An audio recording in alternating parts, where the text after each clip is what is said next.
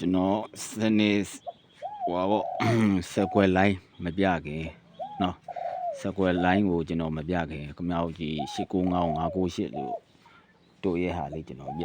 ကျွန်တော်လည်းအနီးကတွေ့လို့ပါအနီးကတွေ့ရဆိုအရင်တော့တည်းကတော့ကိုကမွေးနေရပေါ့ခဏနေများတော့ကိုလူတွေကိုကိုကထည့်တယ်မာကတ်တောင်ကျွန်တော်ကထည့်မပေးဖြစ်ပါဘူးအဲ့ဒါမဲ့ဒီဟာလေးကအသုံးဝင်လို့ခု2026ရေမြောက်အသုံးဝင်မှာမြောက်ရှာတဲ့ပေါ့နော်အဲ့ဟာလေးကျွန်တော်ပေးလိုက်မယ်နော်ကျွန်တော်3လေးလုံးနော်4လေးလုံး5လေးလုံး3လေးလုံးနော်လားထောင်တာမို့လို့အမှန်တော့6လေးလုံးထောင်ပါ6လေးလုံးမထောင်ရင်3လေးလုံးထောင်လိုက်လို့ပေါ့ငယ်စဉ်ကြီးလိုက်ကိုပြောင်းပြန်လှန်လိုက်လို့နော်အဲ့ဟာလေးကိုကျွန်တော်ပြပေးမယ်အဲ့ဒါကျွန်တော်ဘာတော့စက်တဲ့ချိန်တုန်းကကျွန်တော်3လေးလုံးတန်းမလို့ခေါ်ခဲ့တာတကယ်လည်းတန်းခဲ့တာ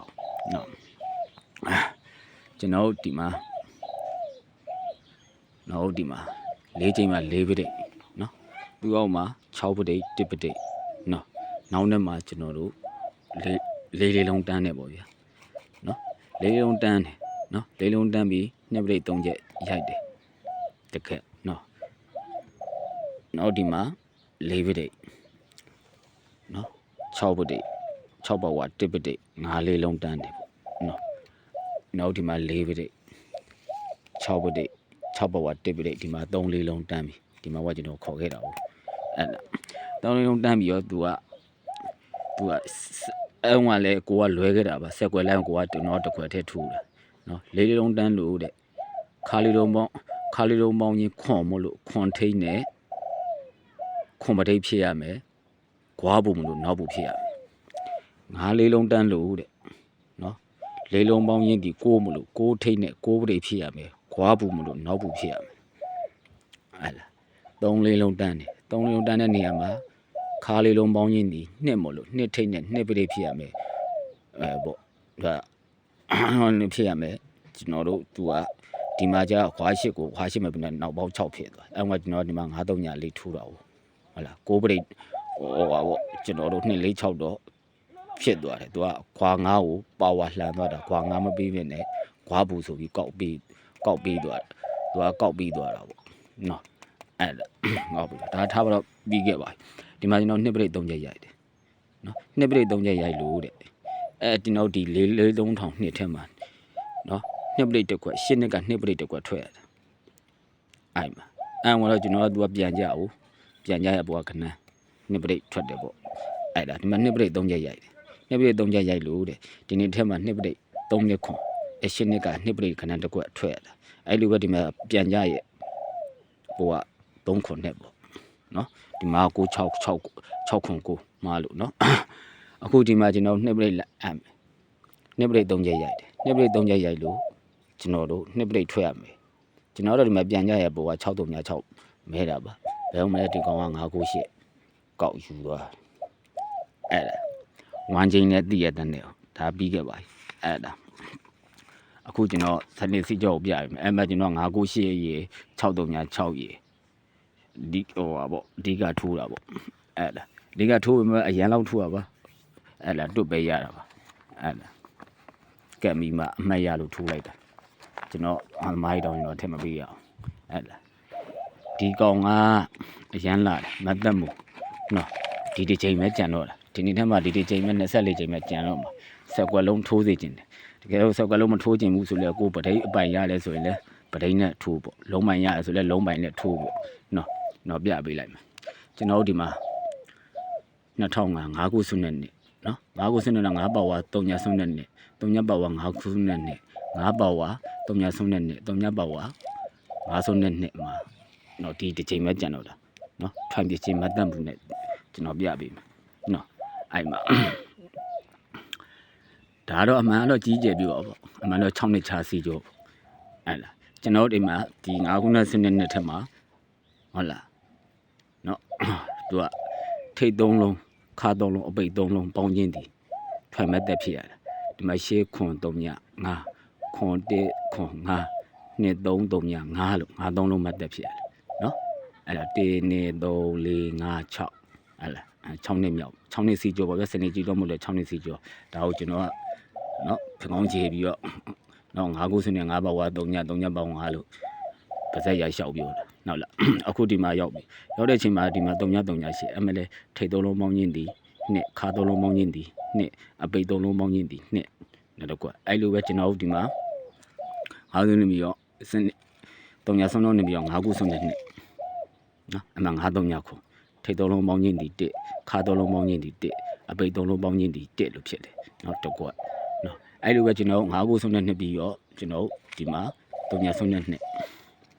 နော်ထိတ်သုံးလုံးပေါင်းချင်းဒီ9အပိတ်သုံးလုံးခါသုံးလုံးပေါင်းချင်းဒီ9အပိတ်သုံးလုံးပေါင်းချင်းဒီ9အခုကျွန်တော်5ခုဆုံးတဲ့နှစ်ပေါ့ဗျာဟုတ်လား6နှစ်မြောက်ဒီချင်းကြံတော့လားမလာသေးဘူးဒါ10ကွက်လိုင်းပေါ့နော်အဲ့10ကွက်လိုင်းတော့ဒီဟာတွေပေါ့ခင်ဗျားတို့ဟိုကြရင်ထိုးကြပေါ့ဗျာဒါတော့ဒီဟာတွေပေါ့ဟုတ်လားဒါကကျွန်တော်တို့3ဖြစ်ချင်း1ဖြစ်ချင်း2ဖြစ်3 3လုံး1 3လုံး2 3လုံး3 3လုံး4 3လုံး5 3လုံး6 3လုံး9 3လုံး8 3လုံး9 3လုံးကိုကြိုက်တာကိုယူပေါ့နော်ပြန်ကြကြိုက်တယ်ဆိုရင်ကျွန်တော်1 4 5ပါမယ်9 8 9ပါမယ်ဒါပဲကိုကြိုက်တဲ့ပရိတ်ကိုယူကြပေါ့နော်ဟုတ်ပြီလားဒါဟာ10ကွယ်လိုင်းနဲ့နော်ဒါ9ကက်မူပြပြီ9ကက်မူကိုကျွန်တော်က4ကက်မူကိုဘယ်လိုပြမလဲဆိုတော့ကျွန်တော်တို့ဒီမှာသူကဒီ2010ကနေပြပြီနော်4ကက်မူ4ကက်မူကဘယ်လိုပြမလဲဆိုတော့ကျွန်တော်တို့သူကကျွန်တော်တို့ဒီမှာသူကဒီနေ့ထဲမှာ try method တစ်ခုနဲ့ထွက်တယ်ဒီမှာဆိုရင်ကျွန်တော်ကသူကပါတော့ဒီမှာဆိုရင်သူက3လို့ဖြစ်တယ်နော်အဲ့လိုဖြစ်ပြီးမှသူကဒီလိုကြက်ရလားနော်3လုံးဖြစ်တယ်ဒါကခုန5ကက်အခုက4ကက်ဒီစီကြောပဲနော်ဖြစ်ပြီးမှဒီမှာထိတ်3လုံးနဲ့ထိတ်3လုံးနဲ့ခါ3လုံးနဲ့အပိတ်3လုံးနဲ့ဖြစ်တယ်နော်အဲ့လိုပဲကျွန်တော်နဲ့ဖြစ်ပြီးတော့တဲ့သူဒီထိတ်3လုံးခါ3လုံးအပိတ်3လုံးထိုင်မတ်တက်မဖြစ်ခင်မှာသူ့ဘုရား38ခွန်ဒီတဲ့ရှင်းနေကခဏလာရှင်းနေကခဏထောက်ပြီးမှအဲ့လိုဖြစ်တယ်နော်အဲ့လိုပဲကျွန်တော်ဒီမှာ3လုံးနေပြီးတော့5ခုတော့ဆွန်းတော့နဲ့နော်အောင်ရပြင်းတဲ့ထက်မှာအဲ့ဒီမှာလဲသူကထောင်လိုက်ရှစ်လို့ဖြစ်ရတာထောင်လိုက်ဖြစ်မြအလှည့်ရလိုက်3ခွက်ထောင်လိုက်2ခွက်အလှည့်ရလိုက်1ခွက်အလှည့်ရလိုက်မှာ3ခွက်ပေါင်းခြင်းဟိုကောင်း2ခွက်ပေါင်းခြင်းနော်ထိတ်3လုံး1ခါ3လုံး1အပိတ်3လုံး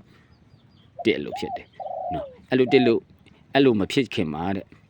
349ဒီတွေ့ရှင်းနေကခဏလာ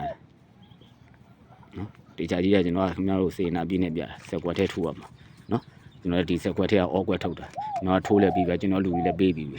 နော်စောစီထုတ်ပြီးပြီအဲ့ဒါအဲ့လိုပဲကျွန်တော်အောင်ရပြီးတော့332နော်391အဲ့လိုပဲသူရထောင်လိုက်ဖြစ်တယ်ဒီမှာ9လို့ဖြစ်တယ်နော်ဖြစ်ပြီးတော့ဒီမှာထိတ်3လုံးကိုခါ3လုံးကိုအပိတ်3လုံးကိုမဖြစ်ခဲ့သူ့ဘွား286ဒီသူ8နှစ်ကသူ့ရဲ့8နှစ်ကကနန်း68နှစ်ကအဲ့သူ့ရဲ့8နှစ်ကကနန်းကြာပြီဒီကောင်ဒီလိုဖြစ်တာနော်အခုကျွန်တော်တို့2025ဒီမှာ1အဲ့တော့ကတော့ကျွန်တော်ကဒီအပေါ်တုံးကတော့ထိုးပါပေါ့ဒီချိန်ကျမှဒီကောင်ပြန်ကြတဲ့ကောက်ရောထွက်သွားတယ်နော်1လို့ဖြစ်တာနော်1လို့ဖြစ်တာအဲ့1ဖြစ်ပြီးမှကျွန်တော်တို့ဒီမှာဒါနောက်ဆုံးချိန်ပဲဟုတ်လားနောက်ဆုံးချိန်ပဲနော်ဟုတ်လား3လုံးကနေ9 3လုံးထိပေါ့ဟုတ်လားဒီမှာ895အဲ့895ဒီသူ8နှစ်ကလာတာ8နှစ်ကလာခဲ့တဲ့ကဏ္ဍဖြစ်ရမှာဟုတ်လား8နှစ်ကလာခဲ့တဲ့ကဏ္ဍတစ်ခွက်ဖြစ်ရမှာနော်အဲ့မှာကျွန်တော်ပြန်ပြမယ်ဒီမှာ5ခုဆုံးတဲ့နှစ်5ခုနဲ့မှာ3ဒီထိတ်3လုံးခါ3လုံးအပိတ်3လုံးဒီကောင်က5 3လုံးမတ်သက်5 3လုံးဖြစ်ချင်းတဲ့နော်ဒီကောင်ကြတော့3ဆုံးတဲ့နှစ်ထဲမှာကျွန်တော်တို့ဒီကောင်က2 3လုံးဖြစ်ချင်းတဲ့နော်ဒီကောင်ကြတော့ကျွန်တော်တို့1 3လုံးဖြစ်ချင်းတဲ့ဒီကောင်ကြတော့ဘာတော့9 3လုံးဖြစ်ချင်းဒီကောင်ကြဘာလာမလဲတော့မသိဘူးပေါ့10ကွက်ပဲဖြစ်ရမယ်ဟောမဲ့ဖြစ်ရမှာကျွန်တော်4ကက်နဲ့2010ကနေစတယ်3ဆုံးတဲ့နှစ်နော်ထိတ်ခါထိတ်နော်ထောင်လိုက်ပေါင်းချင်းဒီ try method ဖြစ်ပြီးမှဒီအလှည့်လိုက်ပေါင်းချင်းဒီအဲ့လိုမဖြစ်ခင် try method မဖြစ်ခင်သူ့ဘဝခဏတစ်ခွက်ဒီရှင်းနှစ်ကလာတာနော်သူ့ဘဝခဏတစ်ခွက်ဒီရှင်းနှစ်ကလာပြီးကြာပြီးမှအဲ့လိုဖြစ်ရတာအဲ့လိုပဲကျွန်တော်ဒီမှာ3ဆုံးတော့ပြီးတော့5ဆုံးတော့နှစ်နော်5ဆုံးတော့နှစ်မှာနော်ထိတ်တောင်3လုံးရှေ့ခါတောင်3လုံးရှေ့အပိတ်3လုံးရှေ့အဲ့ရှေ့ဖြစ်ပြီးဆိုမှဒီကောင်ဒီ 9 3 9ဒီထိတ်3လုံးတေခါ3လုံးတေအပိတ်3လုံးတေဖြစ်တာအဲ့သူ့ဘဝ3 4 9ဒီ4 3 9လို့ရှင်းနေကခဏလာရိုက်တာနော်လာရိုက်ပြီးနောက်ပဲကျွန်တော်3 3 2နှစ်3 3 2နှစ်မှာဒီမှာဖြစ်တယ်ကျွန်တော်တို့ပါတော့ငါလို့ဖြစ်တယ်နော်ထောင်လိုက်ပြီးရင်အလျာလိုက်လာနော်ထိတ်3လုံး9ခါ3လုံး9အပိတ်3လုံး9အဲ့လိုမဖြစ်ခင်286ဒီသူရှင်းနေကခဏဖြစ်ရမယ်နော်အဲ့လိုပဲကျွန်တော်တို့ဒီမှာရှင်းနေကခဏ598ဒီလာကြပြီဒီလိုဖြစ်တော့မလားဒီမှာကျွန်တော်တို့က1လို့ဖြစ်ပြီနော်အဲ့ဒါဒါတော့ကိုကြိုက်တဲ့ခဏကိုပိုင်ကျွန်တော်တို့ယူကြပေါ့နော်ဒါတော့ဆက်ကွက်လိုက်ကျွန်တော်ပြပေးပြီနော်ဒါဆက်ကွက်လိုက်ဒီဆက်ကွက်လိုက်လေးပေါ့နော်အဲ့ဒါကရင်နာမရှိရင်တော့ဆက်ကွက်ချော်လေးရိုက်ယူသွားပေါ့နော်မနာရှိရတော့လေးလုပ်ပေါ့နောက်တော့မတ်တက်တစ်ခုနဲ့ကျွန်တော်ပြပေးမယ်နော်မတ်တက်တစ်ခုနဲ့ဒီချိန်မဲ့ကျွန်တော်လို့ဒီမတ်တက်တစ်ခုနဲ့ကျွန်တော်ပြပေးမယ်နော်တော့ဘူဇနန်းဆိုင်ထေးရနော်ဒါတော့ဖရင်ဆိုင်ကြီးပေါ့3ကလိုင်းနဲ့နော်အဲ့ဒါတော့ငါလိုင်းနေတဲ့နှစ်ကုံတော့မှကျွန်တော်ပေါက်စိတ်ချင်းတို့စေနာပြေးနဲ့ပြပြီးတာနော်နောက်ဒီမှာ36နှစ်နော်နှစ်ပင်ကြား36နှစ်နှစ်ပင်ကြား554ရ5555 684ရ684 3ချိန်ဒီမှာပဲနော်အဲ့ဒါကိုကျွန်တော်ကဘယ်လိုဖမ်းမလဲစီကြောအရှိနဲ့ဖမ်းမယ်သူ့ရဲ့အောက်တက်တဲ့9ချိန်မြောက်မှာနော်ကျွန်တော်တို့9ချိန်မြောက်မှာ6ပရိတ်တန်းတယ်သူ့ရဲ့အောက်အဲ့တဲ့9ချိန်မြောက်မှာ9ပရိတ်တန်းတယ်နော်အမှန်လို့10ပရိတ်လာမှာ10ပရိတ်ပြီးကြမှာလာမှာ9ပရိတ်တန်းတယ်အခု684လို့ရတယ်သူ့ရဲ့9ချိန်မြောက်မှာ10ပရိတ်လို့လာပြီးရိုက်တာနော်အမှန်ကဒီမှာ10ပရိတ်ရရမှာမဟုတ်ဘူးသူကကြောင်းမြန်လှန်လာနော်ဒါပါတော့အမှန်ဒီ36နှစ်ဒီ36လို့ထဲရိုက်ပြီးတော့သူ့ရဲ့အောက်မှာ9ချိန်နော်9ချိန်မှာ9ချိန်ကနေစပြီးတော့ကျွန်တော်တို့ဒီမှာ6ပရိတ်555နော်9ချိန်ကနေ9ပရိတ်684ရ684 10ပရိတ်10ပရိတ်10ပရိတ်9ချိန်နေမှာပဲတက်ဖြစ်တာတက်ဖြစ်ပြီးရောလေသူကနောက်နှစ်မှာ9ပရိတ်ပြန်ကြပြန်ကြရင်9ပရိတ်အောက်က9တင်9ဒီတဲ့သူက9နှစ်မြောက်မြင်းကုံကိုလာရိုက်တယ်1 2 3 4 5မြင်းကုံကိုလာရိုက်တယ်နော်အဲ့လိုပဲကျွန်တော်တို့ဒီမှာ555ကိုရိုက်ပြီမ9ပရိတ်3ချက်ရိုက်ပြီနောက်နှစ်မှာ9ပရိတ်ဒီပြန်ကြတယ်9ပရိတ်အောက်က914ဒီ1 2 3 4 5မြောက်ကမြင်းကုံမှာလာရိုက်တယ်နော်အဲ့လိုပဲတော့684နောက်မှ10ပရိတ်ရိုက်ပြီ9ချိန်မှာပဲရိုက်ပြီးနောက်နှစ်မှာ9ပရိတ်တစ်ခွက်ပြန်ကြတယ်ပြန်ကြပြီးသူ့အောက်က286ဒီတဲ့9နှစ်မြောက်ကမြင်းကုံမှာလာရိုက်တယ်ပေါ့ဗျာနော်ဒီဖရေကစီကြွတက်ရက်လို့အဲ့လိုရိုက်ပြီးရောတဲ့သူ့ရဲ့တစ်နှစ်ချမှာ303ခွန်ပတ်လဲထွက်တယ်385ပတ်လဲထွက်တယ်နောက်နော်ထွက်ပြီးနောက်တစ်နှစ်ချမှာ940ထွက်တယ်နော်အဲ့လိုပဲကျွန်တော်တို့ဒီမှာနောက်ပြော914လို့ထွက်ပြီးသူ့ရဲ့တစ်နှစ်ချမှာကျွန်တော်တို့385ပတ်လဲထွက်တယ်390ပတ်လဲနောက်တစ်နှစ်ချမှာ354ထွက်တယ်အဲ့လိုပဲကျွန်တော်တို့ဒီကောင်က9ပရိတ်အောက်မှာ68နှစ်က6နှစ်8လို့ရိုက်ပြီနော်ရိုက်ပြီးသူ့ရဲ့တစ်နှစ်ချမှာ385ပတ်လဲထွက်တယ်ခေါ်30ပတ်တွေတစ်နှစ်ချမှာ940ထွက်တယ်နော်အဲ့လိုပဲဒီမှာကျွန်တော်940သူကထွက်ပြီးသွားတယ်940ထွက်ပြီးရရဲ့အောက်မှာတဲ့ကျွန်တော်တို့သူကဘယ်လိုခေါ်မလဲသူကဒီလိုမတ်သက်လေးနဲ့ပေါ့ဒီမှာကျွန်တော်တို့သူက9ခွန်9 1 5 4 2 830 8331 1 3လုံးဖြစ်ချင်းနဲ့တကွက်ထွက်တယ်နော်အဲ့လိုပဲကျွန်တော်ဒုတိယကနော်ဒီမှာနောက်ဒီမှာ9ပရိတ်ပြန်ကြပြီ914ကဒီမှာရင်းကုန်းမှာလာရိုက်တစ်နှစ်ချမှာ930ဖက်လွတ်တယ်385ထွက်တယ်940ပဲလက်ထွက်နောက်နှစ်မှာကျွန်တော်တို့ဒီမှာကိုဇောင်း3ခွက်ပေါင်းတယ်ထိတ်ခါအပိတ်95ခွန်1 9661 331 1 3လုံးဖြစ်ချင်းနဲ့တစ်ခွက်ထွက်တယ်ခွန်61ဒီမောင်းက9နှစ်3ညနော်အဲ့ဒါအခုကျွန်တော်တို့ဒီမှာဒီချိန်ထွက်တော့လားနော်ဒီမှာကျွန်တော်ဟုတ်လား684ပြန်ကြပြီပရိတ်10ပရိတ်3ချက်ရိုက်ပြီးနောက်နေ့မှာ9ပရိတ်ပြန်ကြတယ်ပြန်ကြရအောင်မှာ268ဒီ9နှစ်မြောက်ကမြင်းကုန်းမှာကြာရတစ်နှစ်ချမ်းမှာ930ပတ်ထွက်တယ်835ထွက်တယ်နောက်တစ်နှစ်ချမ်းမှာ940ထွက်တယ်ထွက်ပြီးဒီမှာကျွန်တော်တို့ဒီချိန်မဲ့ကြံတော့တယ်နော်တစ်ဖြစ်ချင်းတို့ဒီမှာ388ဆိုတော့3ထည့်လိုက်1 96ဆိုတော့1ခွန်31ဆိုတော့1 361ကြာရင်တော့ထို့ပေါ့361နော် အဲ့လားဒါစီနာနဲ့ကျွန်တော်ကဒါခင်ဗျားရောပြပေးတာနော်ဖရီလိုက်ပြီးမှတ်ပြီးယူထားကြပေါ့ဟုတ်ပြီလားနောက်ဒီမှာပြန်ပြောမယ်နော်36နှစ်3နှစ်6အဲ3နှစ်6နော်ဟောလာဒီ3ခဲရိုက်တယ်နော်455တကက်684တကက်လာတော့လူတကာတိတယ်နော်တိမက်ဆီကြောမလိုက်လက်ကြညပြီးသူ့ရဲ့9ချိန်မြောက်မှာကိုပရိတ်3ချက်ရိုက်တယ်နော်ကိုပရိတ်3ချက်ရိုက်တယ်သူ့ရဲ့အောက်က9ချိန်မှာခုပရိတ်3ချက်ရိုက်တယ်ကျွန်တော်ဒီမှာ10ဒီမှာ684အောက်မှာ10ပရိတ်3ချက်ရိုက်တယ်နော်အဲ့လိုပဲကျွန်တော်ကိုပရိတ်3ချက်ရိုက်ပြီးရောနောက်နေ့မှာ9ပရိတ်ပြန်ကြတယ်ပြန်ကြရင်အောက်မှာ9ပရိတ်အောက်ကကနန်း9ဒီသူ9နှစ်မြောက်ကမြင်းကုန်မှာလာရိုက်တယ်နော်အဲ့လိုပဲကျွန်တော်ဒီမှာ9ပရိတ်ကျွန်တော်တို့အဲ့ဒီရိုက်ပြီးတော့9ပရိတ်ပြန်ကြတယ်ကြာပြီးတော့ကျွန်တော်တို့သူ့ရဲ့အောက်က9ခွန်9 4 5လို့9နှစ်မြောက်မှာမြင်းကုန်မှာပြန်ရိုက်တယ်အခုအဲ့လိုပဲကျွန်တော်6359ပြန်ကြတယ်ပြန်ကြရင်အောက်က268ဒီရှင်းလို့ရိုက်တယ်နော်အဲ့လိုရိုက်ပြီးတော့ကျွန်တော်တို့ဘာလုပ်မလဲဟိုရိုက်ပြီးသွားပြီပေါ့နော်အဲ့ဒါ